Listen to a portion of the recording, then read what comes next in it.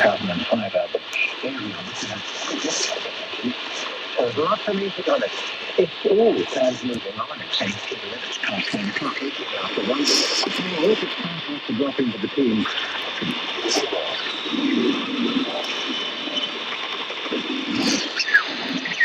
La Ligue and welcome to Art and World and Listen by Art and Coming up, we find out how each of the weeks can help when you try to quit cycling. Performance of a new sensor of research excellence that investigates complex systems and discovers evil ones and fetal wellness. Quitting smoking is not easy, but e-cigarettes may be one tool to help. A study at the University of Auckland looked at the effectiveness of e-cigarettes as a cessation aid, and I'll speak with public health researcher and Dr. Chris Bullen from the University of Auckland about the results. First though, where's the Dr. Club? I talk with a smoker who's used e-cigarettes to find out how to compare to smoking tobacco cigarettes.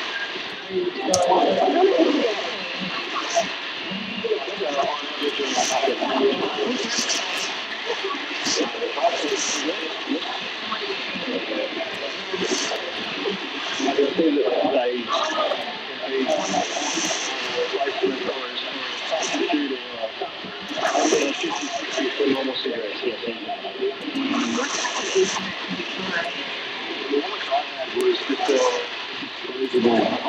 It wasn't one of the ones with the whole apparatus and I guess much more good. This is one that I think it's designed to have any the other one it's designed as Like an e-cigarette. the shorter in terms of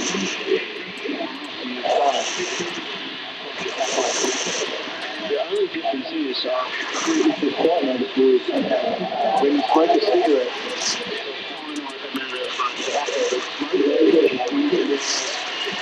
this is designed for you, so you actually don't know when you're supposed to.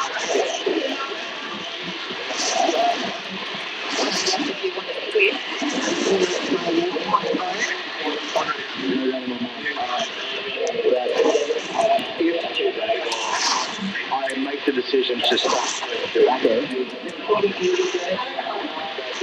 Easily of all the actions that I've tried, and I've tried the nicotine the one which I tried that is the most effective in terms of and all that sort of stuff.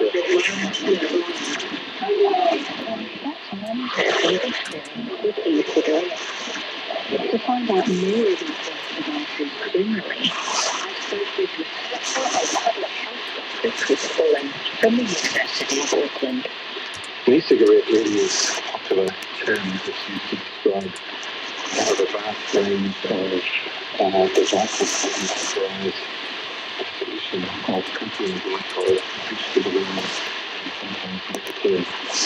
The official term that's used increasingly electronic nicotine delivery system, and the spread of new products in the market.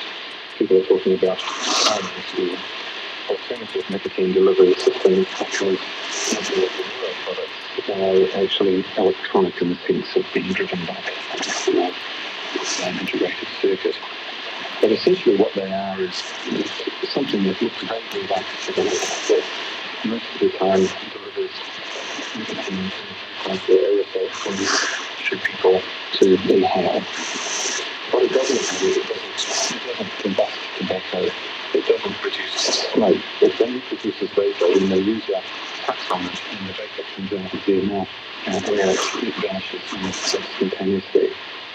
So I think e-cigarettes offer nicotine to use it, even though it's not as much as they get through a cigarette. They offer what we might call behavioural effects. It does, I guess, give smokers who want to quit smoking the opportunity to use something that looks and feels the same as perhaps something that's given them a behavioural experience in some way. years of taking the cigarette out of the packet, removing your own tobacco and rolling your own as a Fox world and these for you're going to get drawing on that cigarette when you light it up.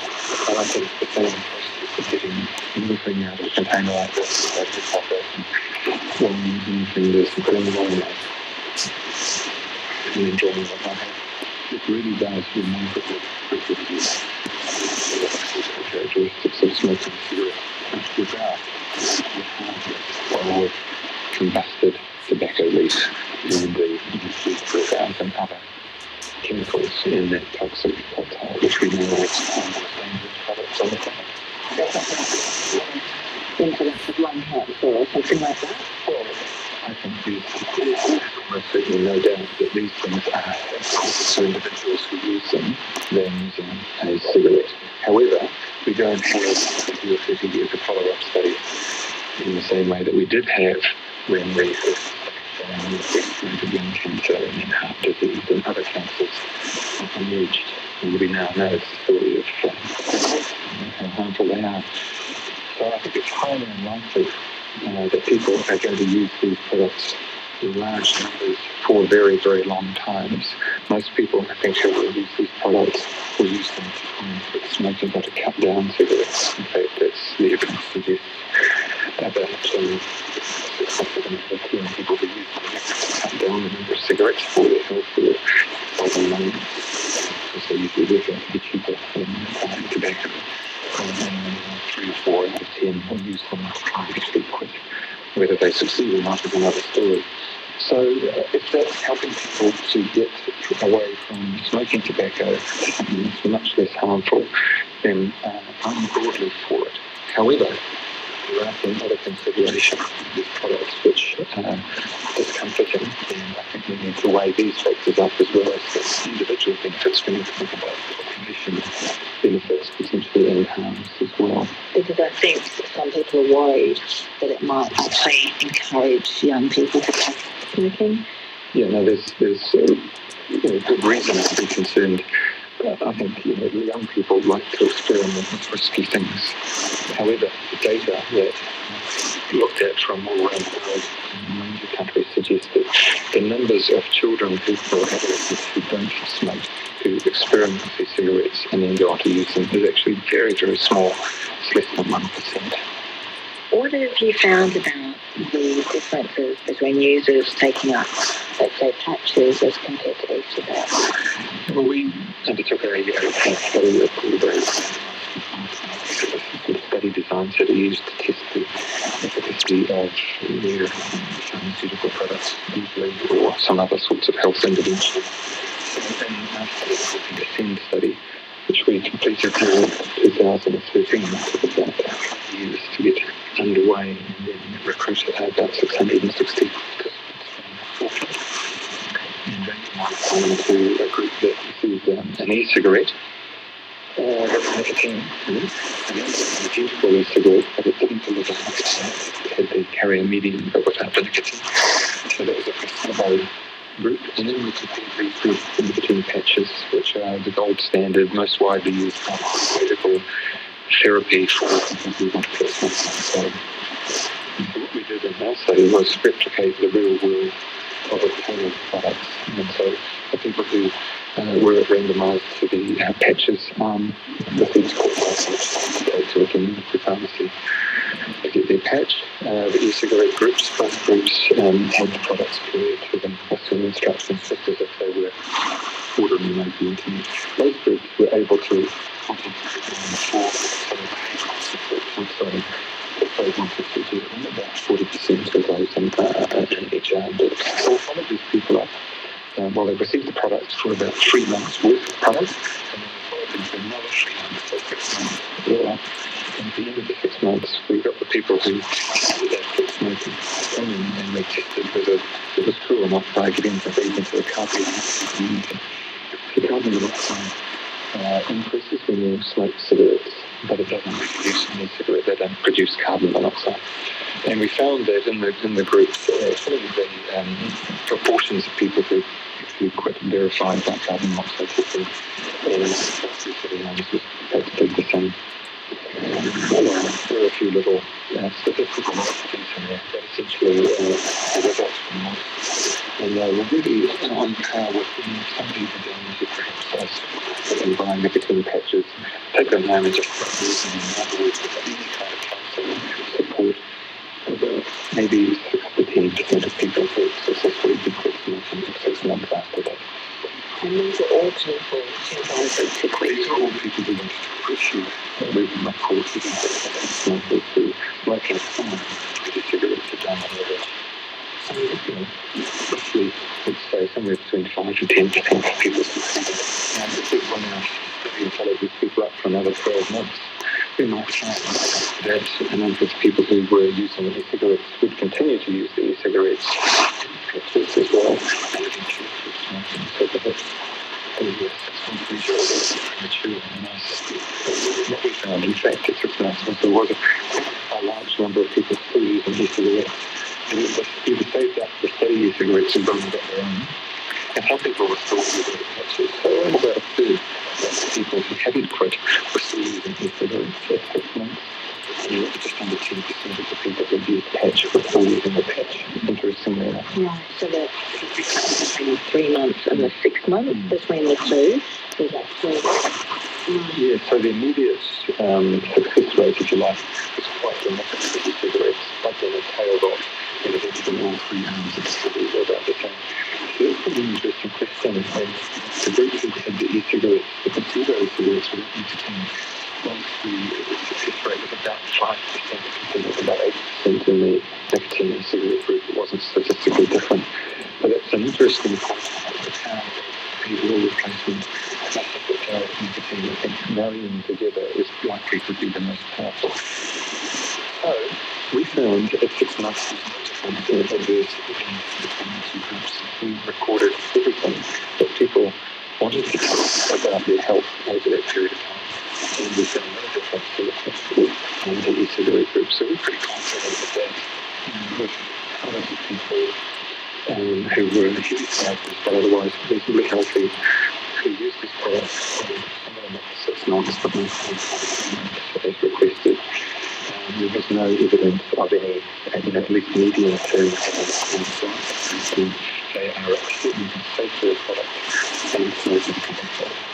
And if people are going to continue to use them for nicotine and prevent them from back to smoking tobacco, and if they want to use them for 10 or 20 years of the rest of their life, and that prevents them from going back to smoke, it's got to be a good thing. That was public health researcher and Dr. Chris Broom from the University of Auckland on a one-day symposium on e-cigarettes at the University of Auckland on the 12th of March. For more details, go to our website, Radio NZ.co.nz/Our Changing World. Kei te whakaara mai koe ki tō tātou āhurihuri, te hōtake I pānaki a papatūniku, Tamaro, Neihi. This is Our Changing World on Radio New Zealand National. And now, what happens when you bring together scientists from different disciplines and get them a complex problem to solve? Today, come up with new ways of tackling the problem and finding solutions. And that is exactly what a new centre of research effort, the Tūnga hopes to achieve. Tūnga Madini joins the centre's launch at the University of Auckland and asks Director Sean Hindi what Te Pūmahara Tatini is. Literally means the meeting place for many places. It shows that because we're a multidisciplinary research centre. We have physicists, economists, statisticians, social scientists all coming together to work on complex problems. But also it's a metaphor for complexity and knowledge. Many times there's complex situations because most people realize. And what are the sort of complex problems?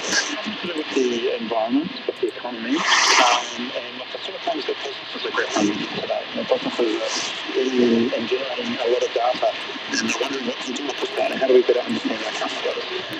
And so that becomes a complex problem in itself. Of course, understanding our economy.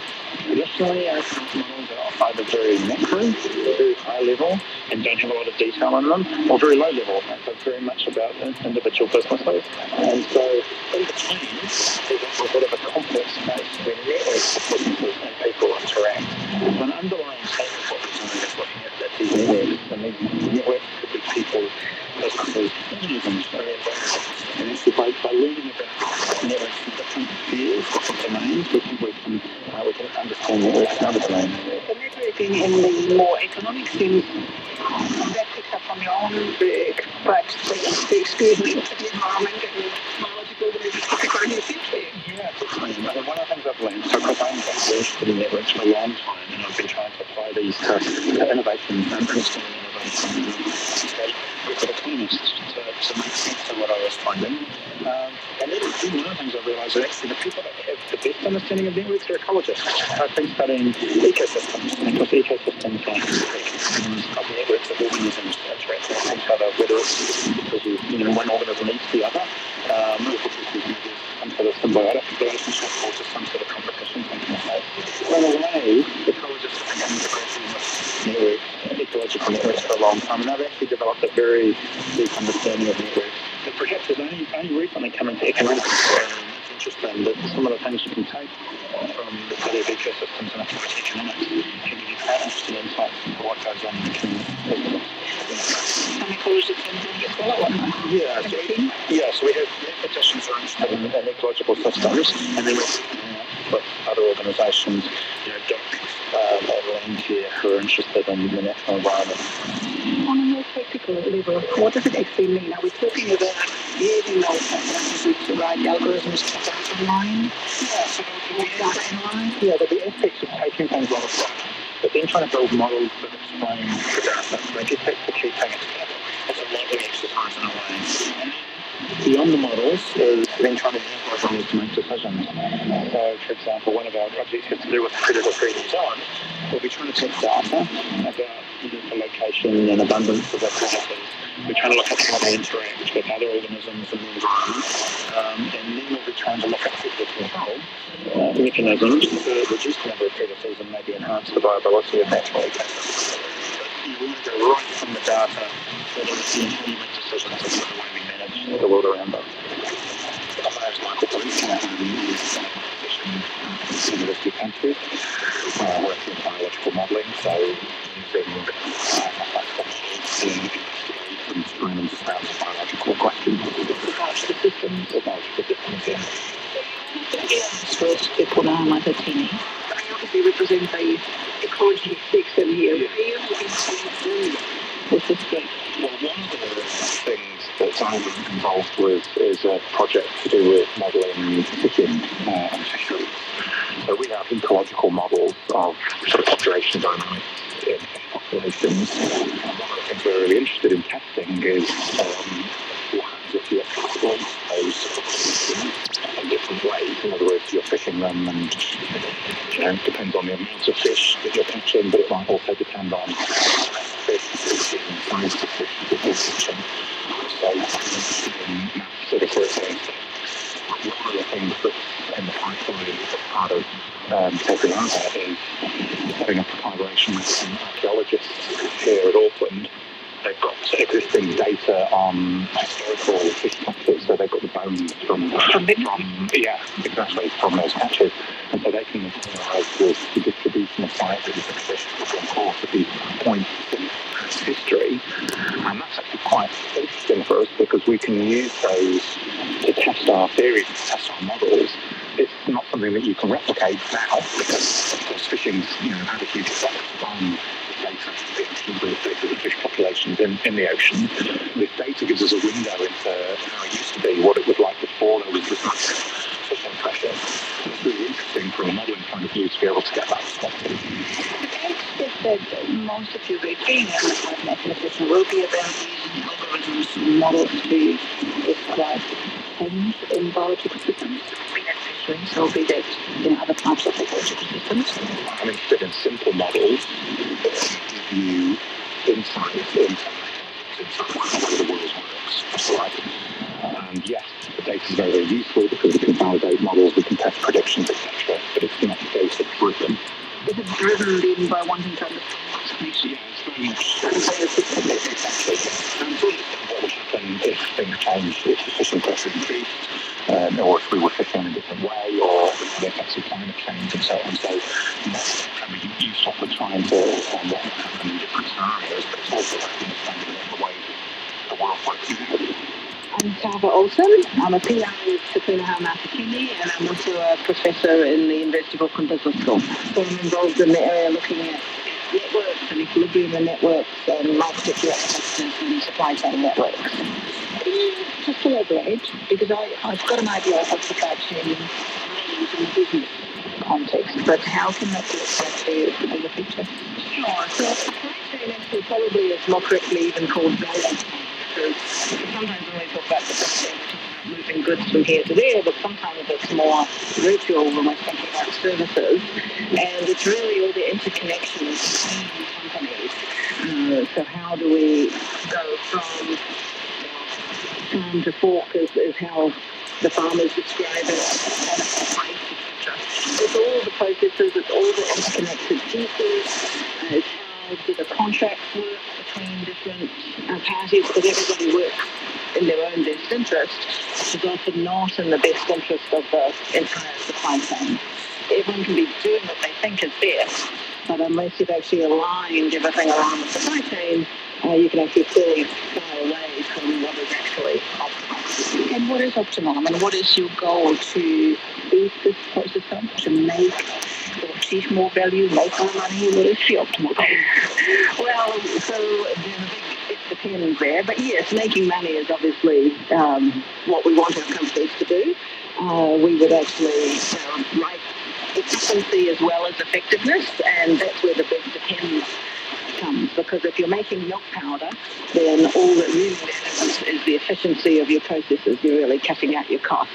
But if you're making something a little more innovative, then it's actually a good idea to have a bit of that in the supply chain so that you can be more responsive, so you can actually react to changes in demand and be there, and that often means carrying things like a bit of extra inventory, etc.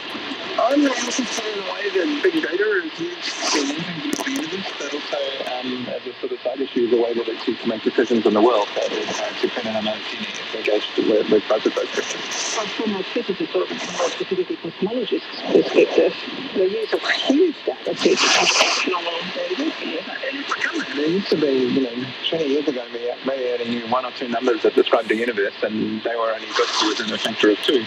Whereas we control we can use those models. And looking into the future, there are a lot of questions around using machine learning and so in some sense to answer questions in physics. Automating the analysis of data? I'm not sure. That's been going on for a while.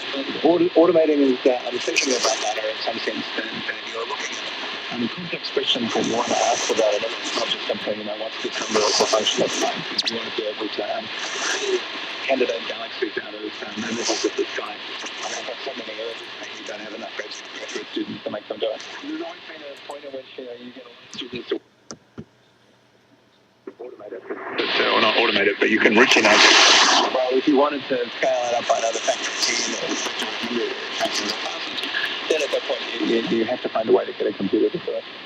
On a broader scale, perhaps not directly related to your own needs, how do you think collaborating with people across this broad range, and we are talking about physics, economics, pretty much everything. It's interesting, and I'm looking for opportunities to apply the techniques of physics to problems that aren't physics in some sense. And if you look at what we call modern physics, that's actually stuff that we worked on in the 1920s, quantum mechanics, relativity before that, and we teach that to our students. But I think if we're looking at what we're going to be doing in the 21st century, we can't discover quantum mechanics again. Some of the deep questions that we're going to answer may actually be in fields that we don't traditionally think of as physics. Well, obviously, biology is one of the concepts that people look to understanding the physical processes that work. Systems, they're built out of small pieces and they behave in large and complex ways. So maybe, you're never going to have a physical theory of the city that's the same as the physical theory of an atom. But the style of thinking that physicists have has applications to physics. I'd like to think we were making decisions that are very specific to to ourselves. They're really based on our understanding of our unique location in the world, our unique population, and our history, and who we are. And having that really inform our decision making. I think we've got the ability to do that now in a way that we haven't before. I think a lot of the decision making in New Zealand has often been about borrowing things from overseas, borrowing ideas from overseas, and seeing if they would work here in New Zealand. And I think actually now, in this data-rich environment and with the tools we have, I think we can make decisions for ourselves. That was Sean Hendy, the director of Te Punaha Matatini. And you also heard from principal investigators, mathematician Michael Plank, cosmologist Richard Easter, and Tava Olsen, who investigates business supply chains. Finally, on NTV World tonight, we're off to see an impressive marine wildlife spectacle in Eastern Wellington. During warmer months, Frank Kitts Lagoon and the surrounding harbour are home to a number of eagle rays and stingrays. On a fine day, these can attract quite an admiring crowd, as Alison discovers when she heads to the lagoon to meet ray experts Alison Francis and Tim Riding. Are you taking photos of the Yeah, interesting. Yeah. Yeah, we've seen them in the past. You stay on the bridge, you can see like little black triangles floating around the water. So you've just noticed the rays in the harbour? Yeah, very fascinating. I don't see it often, do you? When you walk past, they're high up, all right. Maybe looking for a sea miner. Might be too. Yes, we were just having our lunch and Coming up and parking up and waving on the phone. How many did you see? 6, 7 or 8 now. We've seen these ones. yeah. We're at Frank Kitts Lagoon in central Wellington, which is right in the middle of town. It's a busy lunchtime, and we've come to look at one of the inner city's wildlife spectacles. Have you seen any rays out there, Malcolm? I've seen pictures swimming around. They look like eagle rays. Taking a tour of the lagoon. Eagle rays? How do I know that's an eagle ray? Because there's lots of other kinds of rays. We have 3 common rays in New Zealand. 2 of them are stingrays and the eagle ray. The eagle ray is quite easy to tell. It has pointed wings and it swims by flapping the wings up and down. So if people have seen manta rays swimming on TV, it looks just like that. Only much smaller.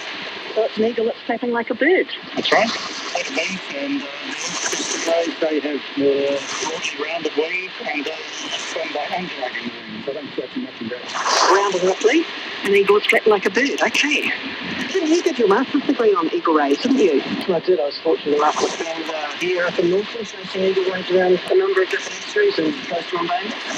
It's nice to learn a little bit more about what's going on, what they're thinking, what they're doing, how they're doing it. Oh, I can see one. There's one flying across the water there. Indeed, just under 6 quite a small one. Of the different colour, more specifically in these species, you've got also the yellow ones, the yellow, brown, sort of bluey ones. There's all sorts of different colour variations. It's a fantastic view of it flying along underwater, isn't it? That's right, the way they flap their wings, it does look more like slides and swimming. Just doing a bit of a search, would you say, Malcolm? Looks like it. It's swimming over the sediment-covered areas on the reef, and perhaps looking for some shellfish or crabs. Most of the time you see them in the small ones, but it's some sort of food. And relatively big in their poetry requirements, and they, as Malcolm was saying, crabs or bivalves of a number of descriptions. They'll keep them off the rocks, they'll dig them out of the sediment and estuaries and harbors. But they're also carnivores as well, so you'll find that they'll consume bits and pieces of floating reefs. Opportunistic, really. In a lot of the northern harbours where there's a large area of sandstone, you see it low tide, they've excavated pits that are about 30 centimetres across. And they do that by taking in water from the top of their head through little holes called spiracles, they're behind the eyes.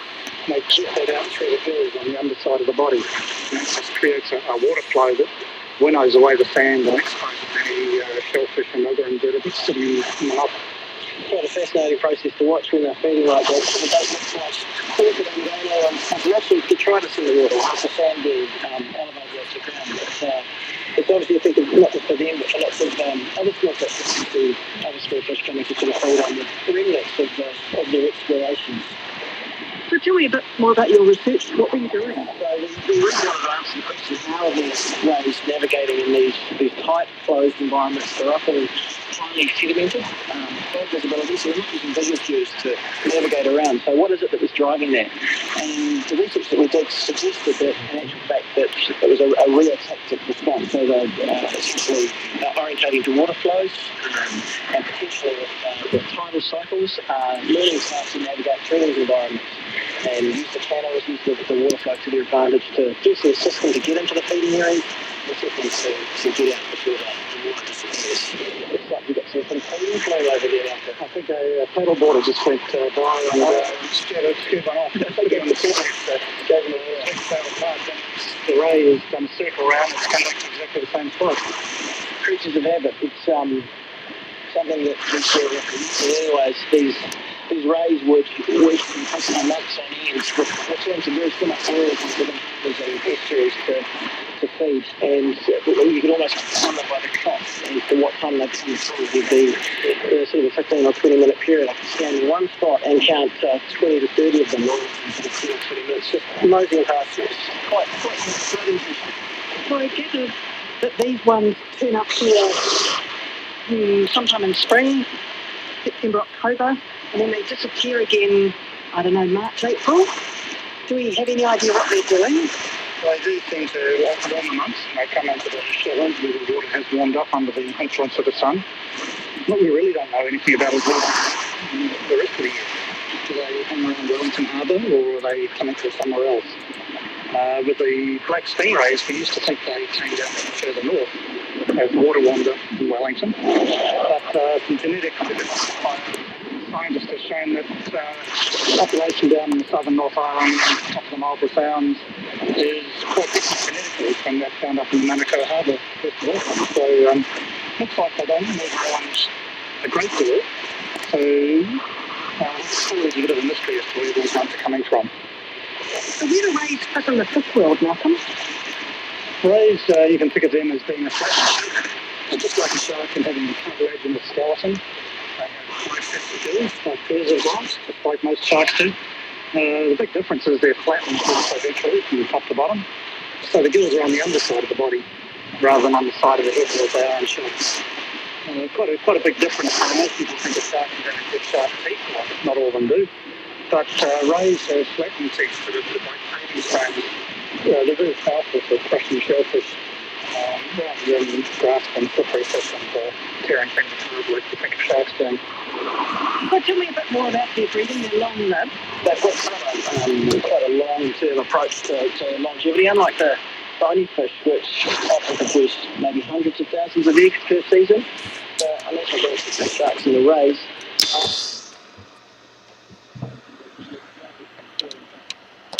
for a year. It might take them sort of between 6 and 12 months to get those started out there breeding, and the fact that they can come out and they are 100% different. So how big's the baby ray? Really small, actually. The female rays are born at sort of between 20 and sort of 26 to 27 centimetres width, and they sort of born in a tube, if you will, but they rolled up. The wings obviously different quite a bit, so they sort of come out like a kebab. On curls. That's right, yeah. Hey, how big do they get? The biggest that I've seen myself here in New Zealand is I believe it's 1.4 metres long, and the age the model appears to be about 60 kilos. So she's quite big, but I'm sure he gets bigger than that. The stingrays certainly do the 4,000 long-tailed stingray. Historically, they've been recorded at about 4 metres long. That includes the tail ends. Short-tail rays, and they call that hatchlings. Those animals are massive. Presumably decades old. We don't know how old they are. But we assume they run longer, and we just don't see those big animals anymore. So we probably remove most of those very big old animals to the population through catching them in nets. So it's a little bit of a concern that the smaller rays just don't get enough opportunity to become really big old rays anymore. New Zealand also have a bit of a consult for rays. So would eagle rays come in on their level, do you think? Absolutely, I think that's definitely time on it. And certainly as soon as you see a few of them. I think the orchids have learned to be fairly mobile and rove around the country. So that's why groups of rays on their journey. Another one just coming around on the far side of the lagoon. Oh, we've got at least 3 animals in the orthodox and there's one over there. 4? Would the rays have any way of fighting back or defending themselves? They've got quite an effective defense mechanism. Obviously, they've got a barb at the base of their tail. Some of the larger ones may actually have 2 or 3 barbs, which is a gun and a sharp, obviously. They've also got a exude which controls what happens with the human anatomy when it enters our flesh or what have you, and you can create some sort of a toxic shock, which obviously can lead to some pretty nasty complications, and apparently it's very painful. But that's it, it really is a defensive mechanism at the base of the tail, and as you mentioned, the orca certainly chase them around, but there's other so there's actually a case of a dolphin skull recovered from a washed up on the beach with 5 stingray barbs embedded in its skull. And whether that was the actual thing that led to its death or was just a complicated factor, who knows? But clearly the dolphins also get the rays a bit of a hard time as well. Some people of sharks also like stingrays and go for them. So looking for rays in the shallows, and periodically you can see a hammerhead shark sticking up from around the shore. I imagine the greatest risk would come from people perhaps wading in shallow murky water, and accidentally disturbing or standing on risk. Here today, the water's clear enough to be able to step into the water. It's a lot of time wandering around and walking through estuaries at night in the dark, and you're very aware of it, that you can get very, very complicated. Obviously, right up your stand on these things, accidentally, if you're not careful. So you can really do is just shuffling. When you're in water, you're not sure what you're standing on. It's just a shuffle. You feet along the ground rather than taking big steps. Rays are completely unaggressive. They don't attack people deliberately. They attack prey. Dangerous such as orcas and hammerhead sharks. They see a shadow or some movement nearby them. They suddenly take on and adapt to the attack. It's more of a fright response. So their only defensive mechanism is the barb on the tail, which they can cycle very quickly. And so if they're disturbed or frightened, they might lash out and hit a person who's walking through the water before you're able to see the person in front of them. It's fantastic to have so many rays right in the middle of the city. Yeah, I think it's really lucky, really. I think that that's such an opportunity. There's a lot of people enjoying seeing what's happening in the rocks and even food off the rocks. And it's nice that you get to interact with these guys. So basically, Rays are quite sociable. You can report that. They're used to the city for humans. And so these ones in here, it's just been and they're used to people taking around in their swimming pool, if you like. So it's a really very good thing. Even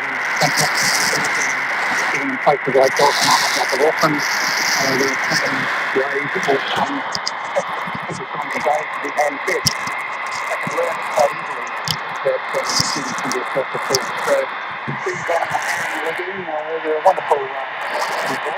Project and look at it. And be really good effectively approach You can come down and have your lunch, and there's a raid coming through. Did you come down here? What time is the raid? not seeing a lot of things nice to see this wildlife pretty much through the country. Marine the birds, or that sort of stuff. Lucky. What do you think of the raid? It was fantastic.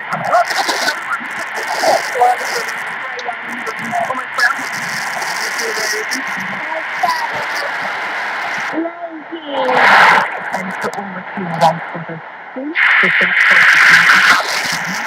and people rate experts from riding on the monthly for primary also.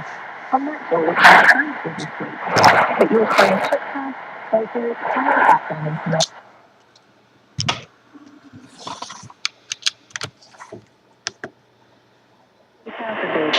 And you can also find out some weekly email alerts.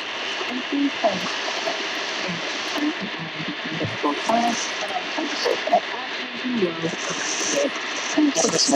Next week, we visit Queensland and Great Area Island.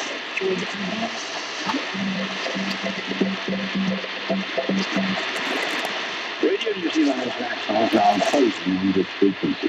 The retuned 9700 kilohertz in the 31 gigahertz. Once again, the retuned to 9700 kilohertz in 31 gigahertz.